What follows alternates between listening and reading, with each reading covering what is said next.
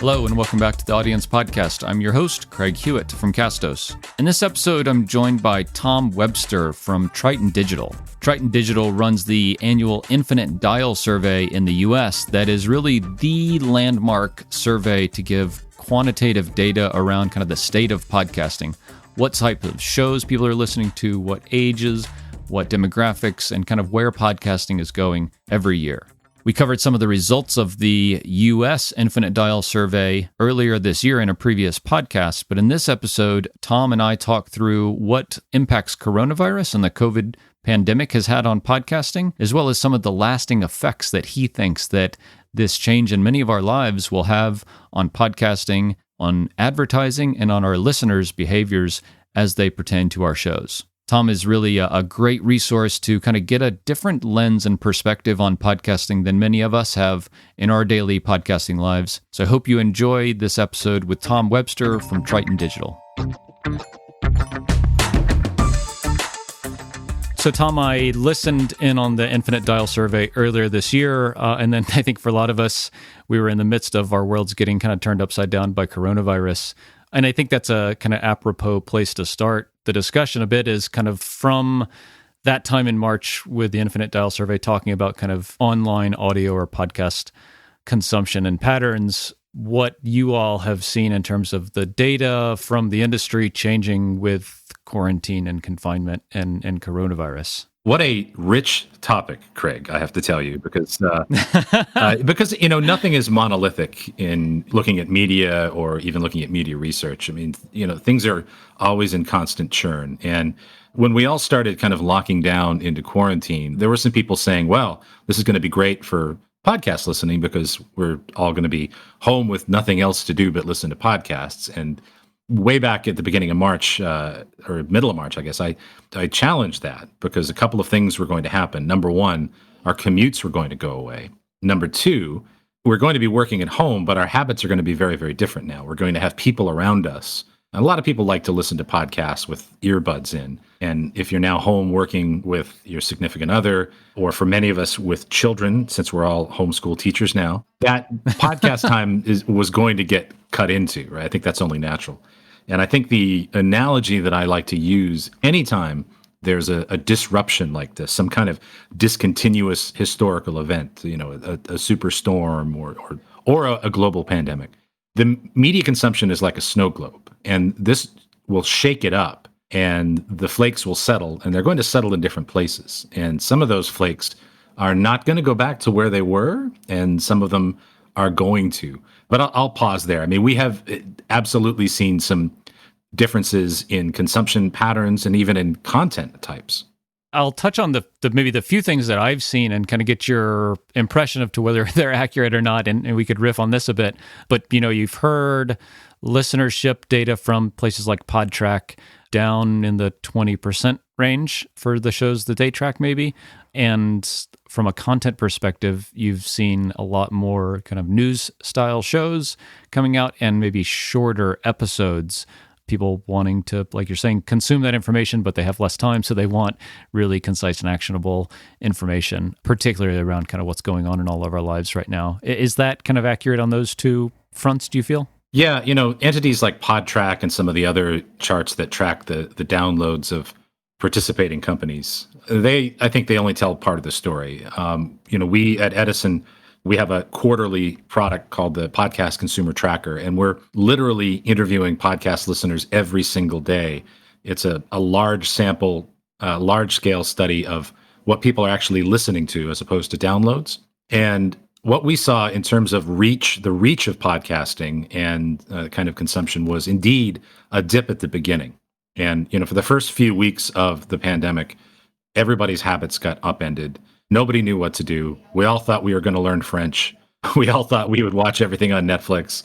And, those things were true for a little while. And then over the period of 3 or 4 weeks, and it was sort of staggered out as different states had their own timelines for quarantine, things in terms of general consumption began to snap back. But what's interesting to me are that snapback has sort of been differential in a lot of ways.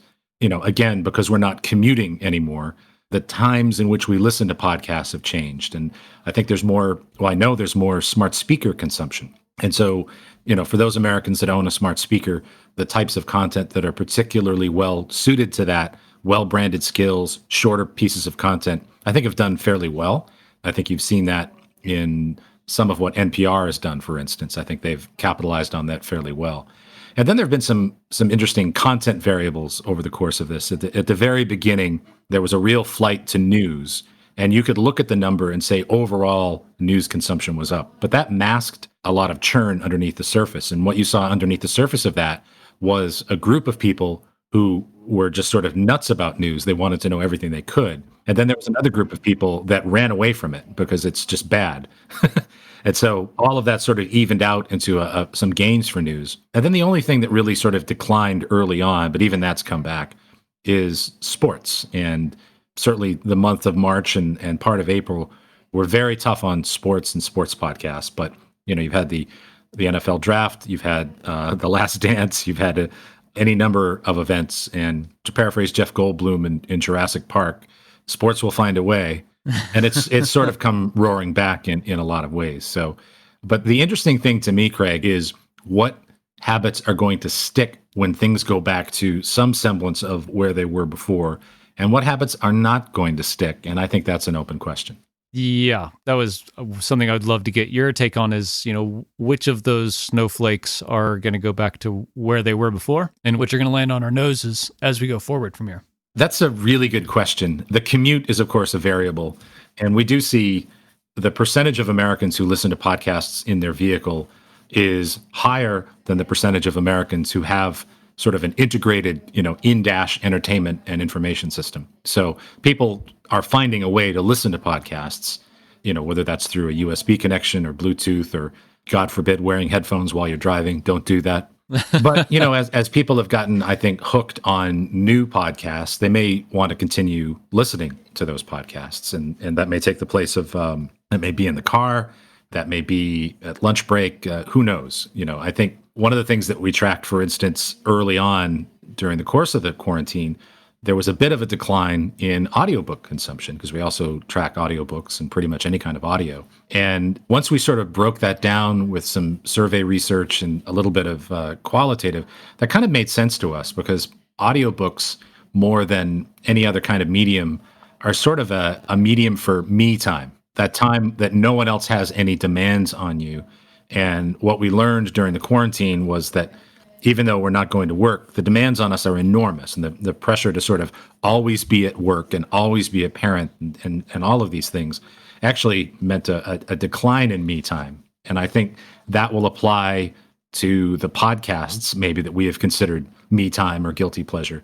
And one thing that's kind of interesting about listening to podcasts that I think that the quarantine has done, which may stick going forward, is I think there's been increased co-listening, or multiple people listening to a podcast at the same time. One of the things that we've researched in the past for our clients at Pandora, we've researched co-listening to Pandora because I think there's an assumption that if you're listening to a streaming audio service that you're listening to it in your headphones. But what we learned was that for every one stream of Pandora, there were 1.4 listeners to that stream. And I think you probably could have made the assumption before the quarantine that for every download of a podcast, there was one human. But I know certainly in my household with my wife at home with me and kids, we are listening to things as a family or as a couple more than we used to. And those are some habits that I think will stick going forward. And those are different kinds of podcasts, different content types, all of which is to say that things are not going to go back exactly the way that they were. And I'm not a huge forecaster. I like to think of myself as a reliable describer of the present. But things are not going to go back exactly they were. And I think the smart podcast producers and kind of showrunners will take a hard look at what things are going to look like when we go back to work, how they are different, and design content to fit the new boxes that are going to be available for us to put content in. Yeah, I can echo the kind of sentiment about multiple listeners to podcasts. There's a lot of story pirates going on in my house right now with my two young kids. And it's true, they love it and they want to listen to it all the time. And I can't imagine that changing when, quote, life goes back to normal. hopefully here in a few weeks. So yeah, I guess I don't know what the answer is. Nobody knows what the answer is, but that is the question we should be asking ourselves is, as this all unwinds, what kind of lessons can we take away from what we're seeing now of the kind of consumption pattern changes of our listeners? And as that situation changes again, what can we prepare ourselves and our shows for us to kind of meet what they're looking for in the future? Yeah, and I think it's, some of that's marketing, some of that is messaging. And I think one thing that is not going to go back completely the way that it was before, I don't think as many of us are going to be commuting as often as we used to be. Even when things sort of go back, there are seismic shifts in real estate and office working that are occurring all across the country right now. And some of that is going to stick. And so I think it's going to be important in the marketing and sort of packaging and messaging and contextual relevance of a podcast to be messaging exactly how, when, and where I'm supposed to listen to it and why that's of value to me. Because as I said before, I think we have seen throughout the course of this that being quarantined at home does not mean all of a sudden we have 20 hours a day to devote to media. It actually means the opposite. And so knowing that, how do you message that, this is a good time to listen to our show. It will fit into this part of your day. We know many of you are working at home. Why not take this break during this opportunity? Actually radio's done that for years. Radio has done sort of appointment listening and appointment marketing like that for decades. And I think podcasting has to get smarter. One of the not surprising kind of negative impacts of kind of decreased listenership is that advertising and advertisers have been negatively affected by coronavirus on the whole, I guess. With kind of this transition out of the phase that we're currently in, with changing in consumption patterns and types of shows and things like that, what do you see for kind of podcast advertising in general, maybe kind of through the end of the year? Well, it's already picking up. We know that from our clients. I think what you will see throughout most of 2020 is a bit of a flight to safety. And if you're a brand advertiser that has historically been a major buyer of broadcast media, television, and radio, you may retreat to that a little bit. Having said that, all of those are way down. But if you are someone who is accustomed to buying podcasts, and that ranges from the whole raft of direct response advertisers that have supported the medium for so many years to the kind of newer segment of brand advertisers that have discovered just how powerful podcast advertising can be, in some ways, that's going to be a flight to safety. Because you know that you're going to be able to buy brand safety. You know that you're going to be able to buy premium results. We do a lot of brand lift research for various brands that advertise on podcasts. So there may be people kind of retreating to their corners a little bit as opposed to spreading their money all over the place. But in some ways, I think that's going to be good for podcasting, especially in the medium term. And then I think it all kind of roars back again next year. I haven't heard it this year, but certainly heard it the last couple of years that, podcasting is at its peak and that we've seen the heyday of podcasting. I very much don't believe that. Maybe it's just to make myself sleep well at night, but I would love to hear kind of your thoughts on where you think, and I know you said you're not a great predictor, but maybe even looking at kind of where we've come from and where you think we are in this kind of life cycle of the medium in general. Well, I'll say two things about that, Craig. First of all, anytime you see an article that we're at peak podcasting, a unicorn gores a puppy, I swear. We are at about maybe 1 million total podcasts extant in the history of the universe. Last year alone in the United States, there were over 1 million self-published books. And that's a lot of crap. You know what I mean? So I think if we're at peak podcast, then we were probably at peak book sometime between, Dickens and Faulkner, maybe. I guess we probably hit that a long time ago. Having said that, though, I will say this. I think what is going to happen in the podcast space is that the podcast space is going to have to morph. It's going to have to change, evolve, and adapt.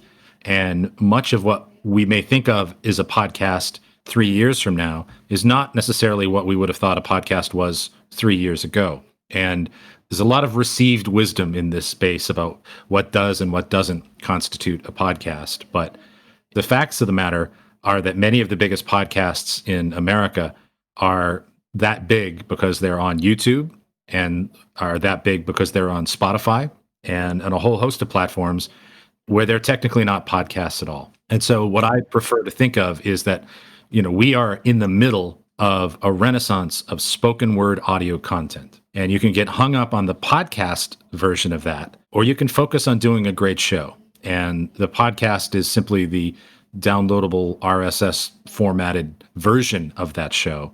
But the secret to success is to think of yourselves as great spoken word audio content and to be able to put that and package that wherever people's earballs are. And in many cases, that's not going to be on a dedicated podcast client. So, have we reached peak podcast? No. But having said that, in order to continue to grow the medium, I think we have to think beyond the medium.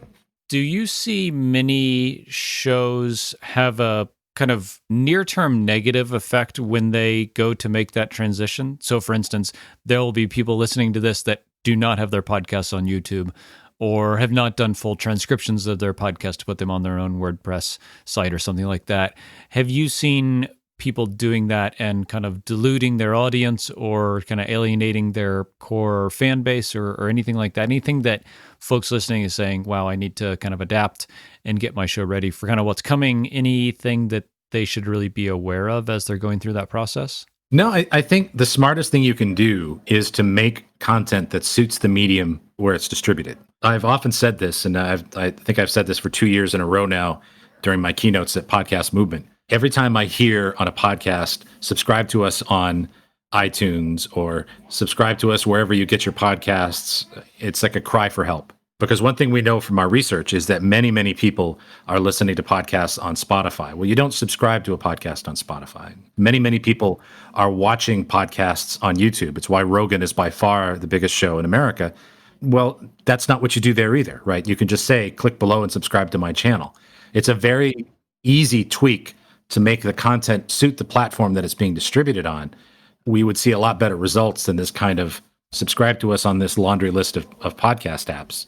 You sort of have to be where the people are, because the real secret to all of this is that the content producer is not in control and never has been in control. The audience is always in control. And, you may find some, if you have a show that's been around a while and you put your show on YouTube, maybe there'll be some cranky listeners. I don't know. Maybe they don't love you as much as you think they do, who take exception to that. But ultimately, your goal is to serve an audience. And if you have an audience that want to consume your product on SoundCloud, or they want to consume it on YouTube, or they want it on Instagram, which is increasingly a bigger platform for podcasts, then you're not living up to your potential by not being there. Yeah, we always say to kind of go to where your audience already is. Taking down one more barrier to them tuning into your show, if that means subscribing or following or whatever it is. It's not your decision where your podcast should live. It's theirs of where they want to consume your content. Yeah. We kind of talked about, Spotify and Joe Rogan. I would love to get kind of your take on the acquisition and kind of what it means for the industry. It's been a couple of weeks at this point since the deal was announced. I'd love to kind of hear your take on it. I've written a few things about this, and I've seen some pretty breathless, spicy hot takes about this, Craig, about, it's the death of the podcast industry and all kinds of things.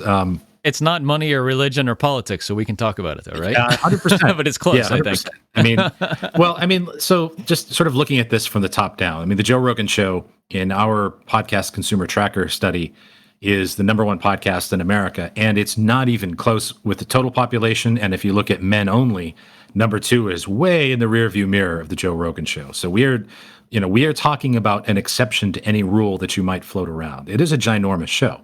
And I think I've seen comparisons to when Howard Stern went to satellite and those kinds of things. But I think you can compare Joe Rogan, the interviewer, to Howard Stern, the interviewer, yes. But the business situation, you cannot compare whatsoever, because in terms of what Rogan is going to have access to, Rogan is now going to have access to a new global distribution channel that's going to be new to him because he was not on Spotify before, and a truly global distribution channel, which, of course, satellite radio is not. And I think in the short term, he's absolutely going to lose some listeners. The YouTube part of that could be an enormous hit in the short run. There's no question about that. I do think he has the opportunity to rebuild and get back to those levels again, just for, in terms of global distribution, because I think many of the things that he talks about are of global interest, A. And B, he's very good at what he does. Like when people ask me, how did Joe Rogan get so big? I'm like, well, he's actually really good at what he does. He's actually able to sustain a 2 or 3 hour interview with an interesting person, and you're into it. And that, by the way, is a skill of uncommon rarity. So let's get our heads around that. But I will say this, though, about what it means for the podcast industry in general. It does two things that I think people should be aware of. Number one, it provides for some people, maybe one less reason to go to a podcast client, the Apple Podcasts app or Pocket Cast. It gives them one less reason to do that. And, that's something to think about. And again, that's more about making sure that you're where the people are. And if we start to see people, we already see Spotify as a very strong number 2 client for podcasts in America. And we may see further migration. So again, it's sort of up to you to be where the people are.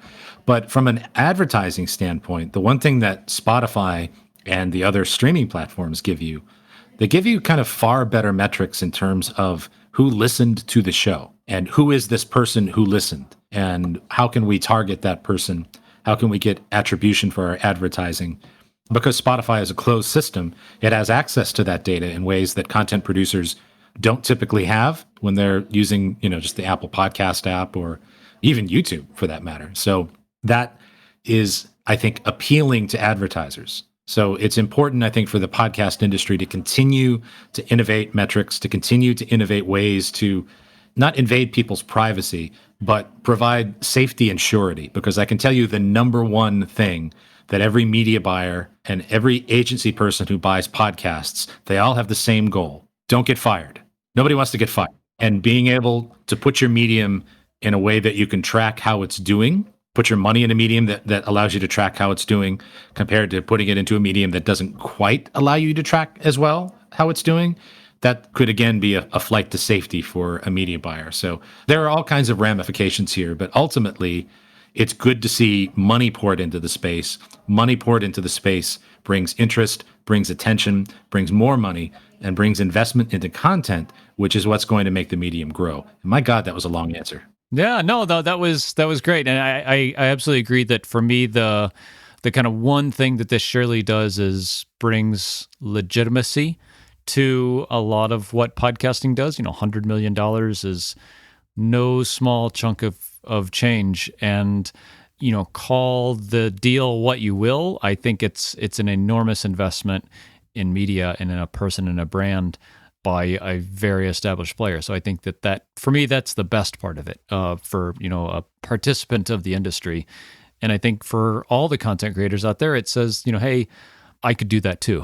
Maybe not, like maybe no one's going to be the next Joe Rogan, but I think it all gives us hope that on some level that our show can be successful to some magnitude like that. I would love to get your impression on this question of Spotify being, or to what extent is Spotify kind of a representative sample of most shows' audiences? And by that, I mean, this podcast is on Spotify. We get X number of downloads.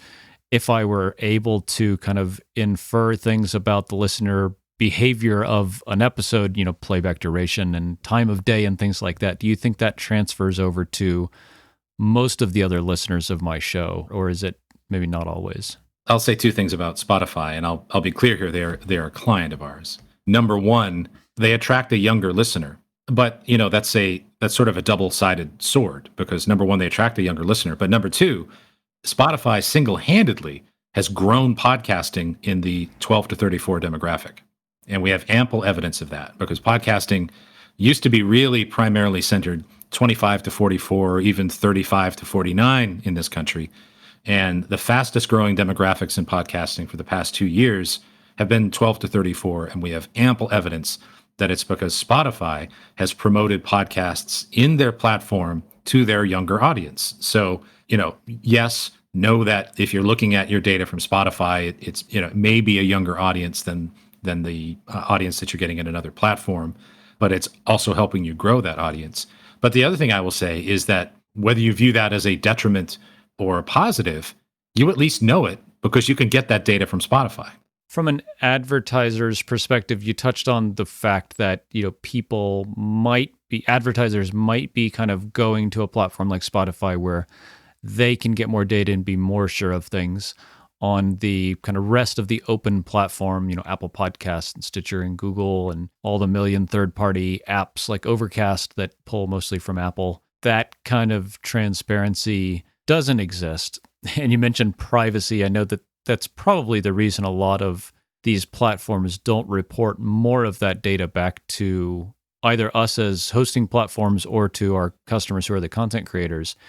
Do you see that being forced to happen if a platform like Spotify does provide that for these other platforms to stay competitive? Well, Spotify is going to put pressure on things for sure. I'm not a huge lover of the level of detail of attribution and targeting that advertisers have gotten accustomed to from things like Facebook and Google. We have been given access to an enormously, I'll use a positive word, rich data set of customer data. But I don't actually feel that positively about it, to be honest. I think we've given up something. The problem is making people not want something that they are used to getting. And if you're a digital buyer and you're used to getting that from Facebook and Google, it's really hard for podcast networks to make those buyers unwant that data. So that's difficult. I think it's going to vary based on the advertiser. I mean, I think if you're a national insurance brand and you are carpet bombing not just podcasting, but every other broadcast medium with brand advertising, then the difference of a percentage point here and there means a lot of money, right? And so you're going to push for that data because that level of optimization at that scale is going to make a big difference. But having said that, if you are a maker of aftermarket car parts or synthetic motor oil, you don't need any of that stuff. Just advertise on CarCast. I mean, a podcast is self-targeting in a lot of ways without requiring all of that. So I'm hopeful that podcasts will continue to advocate for their listeners' rights and their listeners' privacy. I think both forms of buying are going to persist. And to this day, the number one source of revenue for podcasting remains direct response advertising. And that has never had that level of data. It just works. And you look at the kind of top companies in that, like Ad Results and Veritone One and AdLarge, their secret sauce are these giant spreadsheets of what podcasts deliver best for what types of products, for what types of listeners, so that they have that data. It's just not at the level of intrusiveness that Facebook and Google provide. Getting into kind of the future of advertising, but for us, we kind of look at the ways people can go and look at advertising from a content creator perspective is to approach an ad platform like a Megaphone or an Acast or one of these companies where you go, they have the sponsors, they do dynamic ad insertion, and that's injected into your podcast. The other option is you doing the kind of hard work yourself to reach out to brands and companies that you think are a good alignment to you, your message, and what your audience is looking for. Broker those yourself and read the ads and insert them kind of manually into your shows on a more static basis. Of those two methods of advertising, which do you see kind of proliferating more? I would say not to the Joe Rogan level of shows, but more to the beginner, intermediate podcaster, into the next couple of years. Well, the one thing I would hope is not to have to make a choice. I think ideally podcasting is going to survive and thrive by having a diverse revenue model and multiple sources of income, multiple streams of income. I don't think we've scratched the surface yet on direct listener support, for instance. I don't think we have scratched the surface yet on a compelling subscription offering, because I continue to believe that a subscription offering could work. I mean, 10 years ago, people would tell you that they would never pay extra for this content or that content or pay X amount a month. And today, we are all subscribing to multiple extra sources of subscription content. Just look at your own subscriptions. It's probably Netflix. There could be Hulu. There's probably Disney Plus. That's like a tax on parents, right? I mean, there's probably. But even, the New York Times exactly, and the New York Times, Wall Street Journal, the Post, all these, all of right? that stuff, right? So that behavior changed in the space of about 5 years, and I think that podcasting will be healthy when it supports and encourages and is sustained by multiple sources of revenue. So that I don't really want to get too much in the weeds on that. I mean, I think we've seen with Radiotopia, for example. Radiotopia's DNA is entirely based on direct listener support. And yes, those shows do sell ads and underwriting and things like that, but they are, in fact, proof that that's a sustainable model. The Patreon model is a potentially sustainable model. So my answer to all of that is yes and. Yeah, I think we agree. I mean, we see very few shows monetized strictly in one medium, not just ads, not just membership, not just Patreon, but most of the shows that are monetized well are a bit of everything, and we've kind of heard that from other folks on the show here. I hate to ask, almost kind of as content creators, what kinds of things, as you see kind of the landscape evolving, should we be aware of so that we are in the best kind of position possible to help keep our shows successful and kind of ready for what our audience is looking for? What kind of stuff do you see, or what questions should we be asking ourselves, I guess? Well, I think the thing to be most aware of in podcasting is that there are now some very large players in podcasting, some very large media entities in podcasting, and what they are going to do to sort of take up oxygen in that space, and many of them are our clients, is nothing nefarious. It's no strong arm tactics. They're not going to squat on your real estate. What they are going to do is research an audience, get to know that audience, and provide the content that that audience wants. And I think podcasting came, and I was there at the very beginning. I've been involved in this medium really since 2005, is a band of pirates. And you have a lot of podcasters who are like, look, I'm doing this show. This is the show I want to hear. I hear from people that they love it. Well, of course, those are the people that are going to write or call in. And I'm just, damn the torpedoes. I'm just doing this show. And that's going to be effective to a point with a kind of a self-selected audience. But what you're going to increasingly see are you're going to be competing with podcasts that just know more about their audience than you do. And so take every opportunity you can with open-mindedness and humility, and produce an entertainment that is centered on your audience and not centered on you. And it's, you can produce an entertainment that is centered on you if you are a particularly famous or interesting person. Many of us are not. So always, always, always put your audience first, because they are ultimately in control. And with the boundaries of, podcasting used to be kind of sequestered in its neat little box, right? Whether that was on iTunes or in the Apple Podcast app or some other, it's in its neat little box. But now that podcasting is sort of leaked all over the place, your competition, if you're doing a podcast on mechanical engineering, your competition is not another podcast on mechanical engineering. It's what's new on Netflix, right? It's a whole host of things that you have to consider.